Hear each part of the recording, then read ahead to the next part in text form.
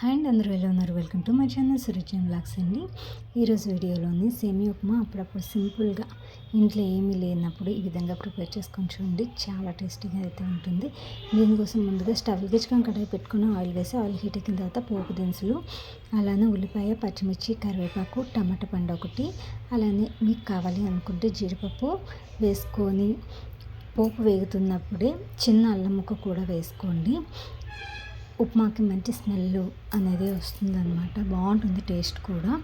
So అందులోనే కొత్తిమీర and అలానే కొంచెం ఉప్పు వేసి మరీ ఎక్కువగా వేగిపోకుండా కొంచెం పచ్చిగా ఉండేటట్టుగా వేగిన తర్వాత అందులోని సరిపడా వాటర్ వేసేసుకొని మూత పెట్టేసుకోవాలి. వాటర్ బాయిల్ అయిపోయిన తర్వాత మనకి కావాల్సినంత సేమియా వేసేసుకొని ఒకసారి అంతా కలిపేసుకున్నాక మూత పెట్టేసుకుంటే 5 నిమిషాల్లో సేమియా ఉప్మా అయితే రెడీ అయిపోతుందండి. ఈసారి ఇలా ట్రై చేసి చూడండి. వీడియో వస్తే లైక్ చేసి షేర్ చేయండి. Thanks for watching. బాయ్.